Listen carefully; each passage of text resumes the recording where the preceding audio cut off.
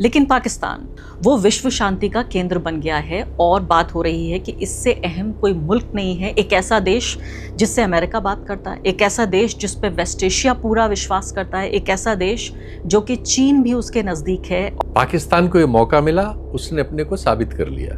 मौका हमारे पास भी था लेकिन हमने वो साबित नहीं किया। लेकिन हमारा दिल ट्रंप साहब के चरणों में सुकून पाता है।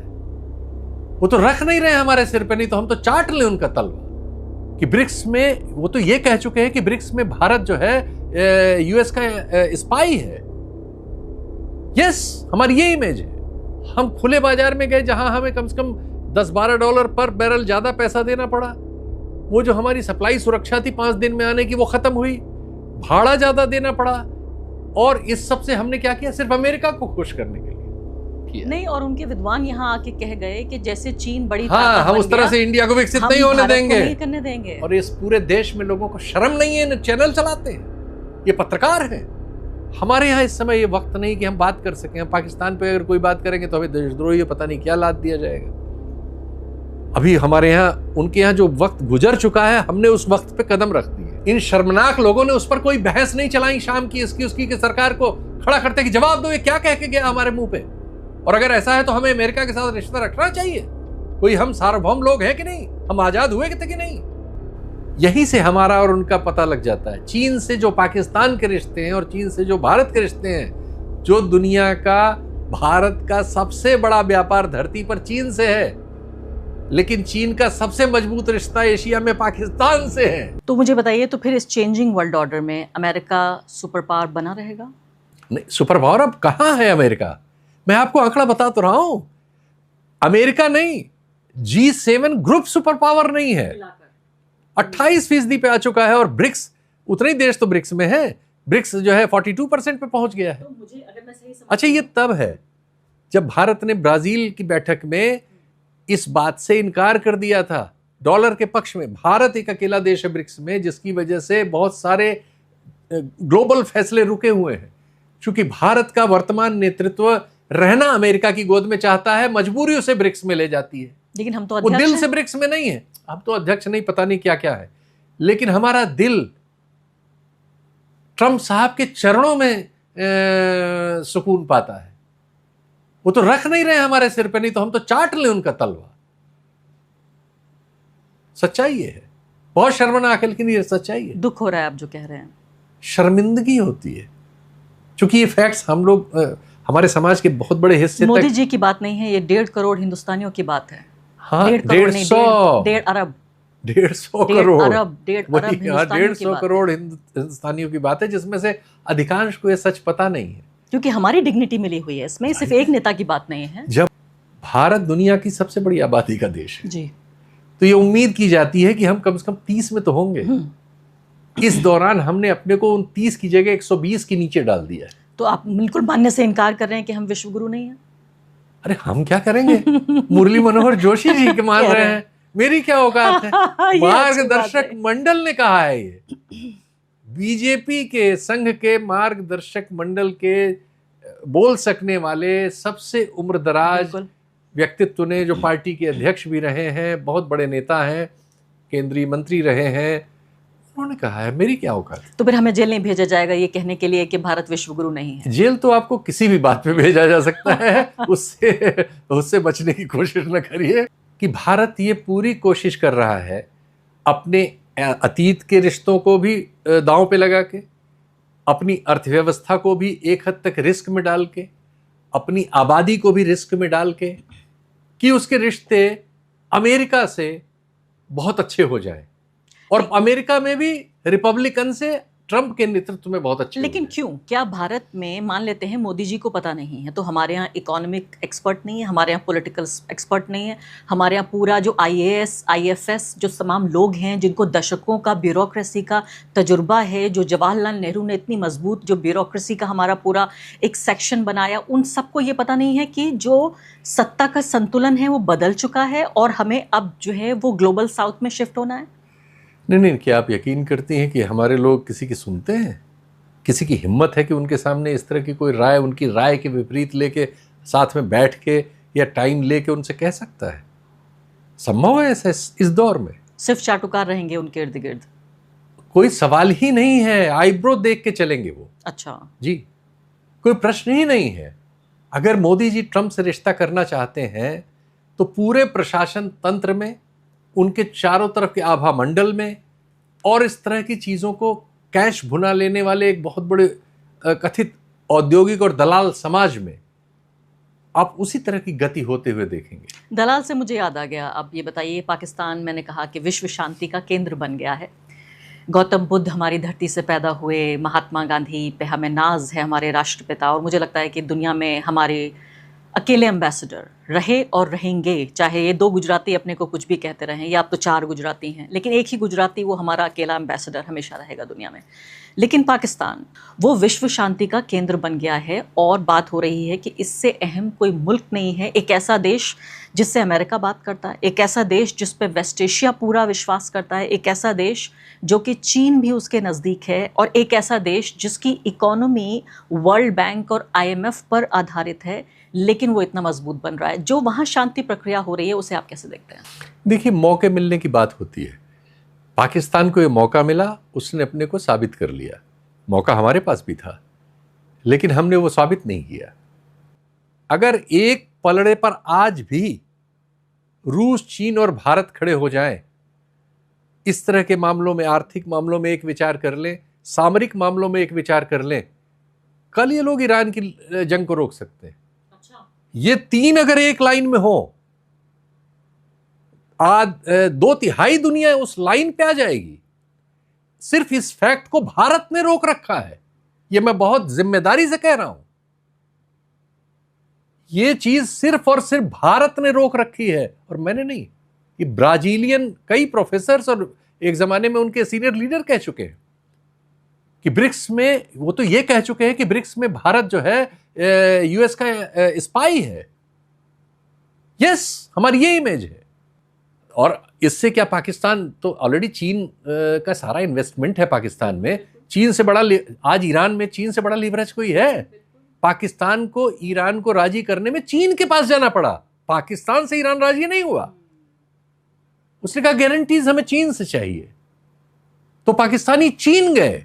बातचीत कहीं भी हो सकती है, इस्लामाबाद अरे में बात तो ठीक है, हाँ। पाकिस्तान उस चीज को यूज कर रहा है, करना चाहिए, उसको मौका मिला है। आपको मालूम है, कराची में पिछले 1 महीने में इतना बिजनेस हुआ है, पोर्ट का बिजनेस, जो उनका पूरे साल का होता है। पूरे साल में कराची में जितनी माल ढुलाई होती है, जितना माल उतरता है, भाई भारत से रिश्ता बचा नहीं है। गल्फ में सब जगह गोली चल रही है। ये जो चोरी वोरी का तेल वेल जाना कहीं हो सकता है, तो ग्वादर और कराची और एक और तीसरा, उनके पास 3 पोर्ट हैं उधर, तीनों बिजी हैं इस समय। तो पोर्ट पे बिजनेस हो रहा है, दूसरे अमेरिका से पैसा मिल रहा है, सऊदी अरब से मिल रहा है, कतर देना चाह रहा है, दुबई के अलावा। दुबई चूंकि इजराइल वाले नेक्सस में आ गया था और इसीलिए हमारे साथ वो था, और जो पीटा जा रहा है इसकी वजह से और नुकसान में जाएगा, तो वैसे ही जैसे उसने ब्लाइंड खेला है, वैसे ही ब्लाइंड हमने खेला। और मिलिट्री सर्विसेज बेच रहा है पूरी दुनिया को, वेस्ट एशिया को, क्योंकि अब अमेरिका के। शीतल जी, गलती कहाँ हुई, जिसको अंग्रेजी में कहते हैं ओरिजिनल सिन, जो सबसे बड़ा गुनाह था? क्या वो ये था कि 2 महीने पहले नरेंद्र मोदी जी जब इजराइल गए और इजराइल जाके उन्होंने कहा कि मैं आपके लिए 150 करोड़ लोगों का आशीर्वाद लाया हूँ, उनका सलाम लाया हूँ, आप तो फादरलैंड हैं, मैं मदरलैंड हूँ, और सबसे करीबी मैं दोस्त हूँ आपका इजराइल का। वहाँ पे फिर उनको बहुत बेहतरीन शानदार एक मेडल पहनाया गया। वो तमाम चीज़ें हुई और कुछ घंटों बाद जंग शुरू हो गई। देखिए, दुनिया में कभी भी कोई नकारात्मकता से आगे नहीं बढ़ता, नफरत से भी नहीं बढ़ता, झूठ से भी नहीं बढ़ता। ये सब औजार हैं, लेकिन ये अगर आपकी बेसिक पॉलिसी इस पे आ जाए तो फिर संभव नहीं है। 2014 मई में हमारे साथ वही हुआ। हमें एक झूठ के बहुत बड़े प्रचार ने इस देश के जनमानस को मूर्ख बनाया। ईरान हमें अपना तेल छूट के साथ 5 दिन में आ जाता है, वहां से खुद अपने जहाज पे लाद के, बिना जहाज का किराया लिए, बिना इंश्योरेंस लिए हमारे पोर्ट पे पहुंचाता था। और रुपए में ये कारोबार होता था। रुपया हमारे बैंक में, यूको बैंक में रखा जाता था। 50-60 हजार करोड़ ईरान का हमारे बैंक में पड़ा रहता था, और उससे ज्यादातर इंपोर्ट जो करता था हम भारत से खरीदता था। एक तरफा भारत, अब ये तो सोचिए भारत के फायदे का इससे बड़ा क्या हो सकता है। इसको छोड़ के, इसको कैंसिल करके हम खुले बाजार में गए जहां हमें कम से कम $10-12 पर बैरल ज्यादा पैसा देना पड़ा। वो जो हमारी सप्लाई सुरक्षा थी 5 दिन में आने की, वो खत्म हुई, भाड़ा ज्यादा देना पड़ा। और इस सब से हमने क्या किया, सिर्फ अमेरिका को खुश करने के लिए। चीन ने नहीं किया तो चीन मिट गया क्या?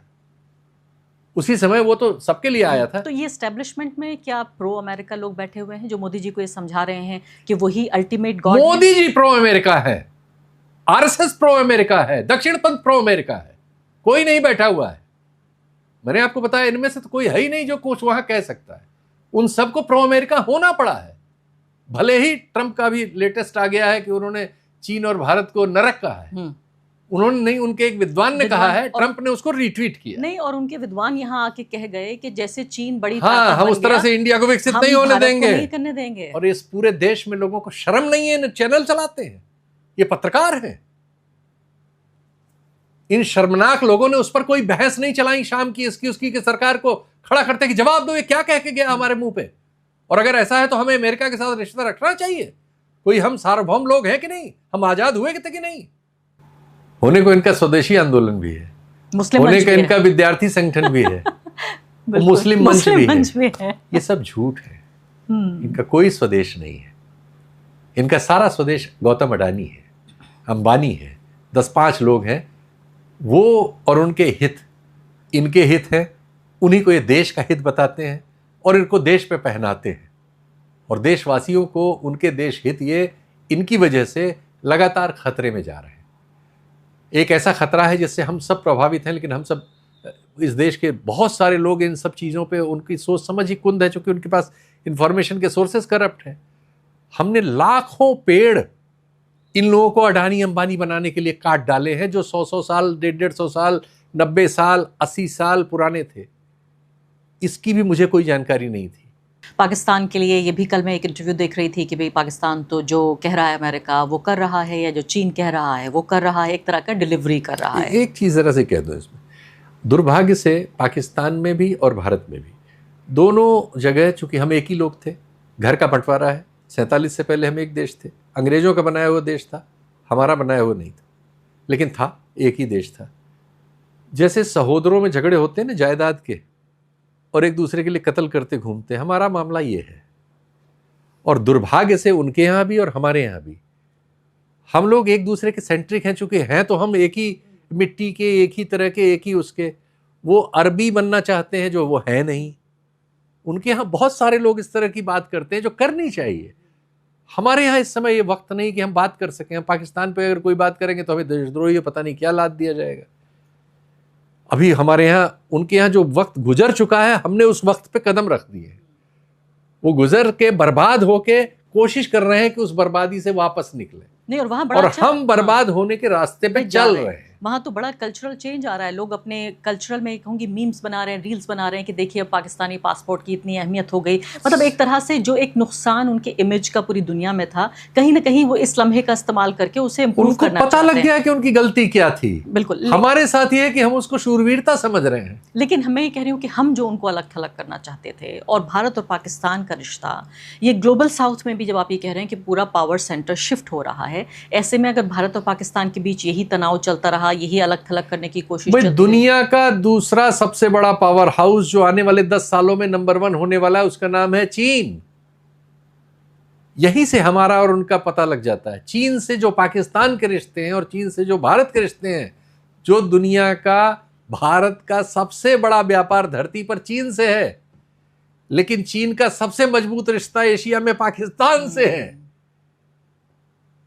जब हमारे पास इसका जवाब नहीं है, हमारी राजनीति के पास, हमारे विदेश नीति के पास, हमारी अर्थ नीति के पास, तो हमारे पास किसी चीज़ का जवाब नहीं हो सकता, क्योंकि हम नफरत से भरे हुए हैं। और नफरत भरे दिमागों में मतलब उसमें होशियारी नहीं पैदा हो सकती।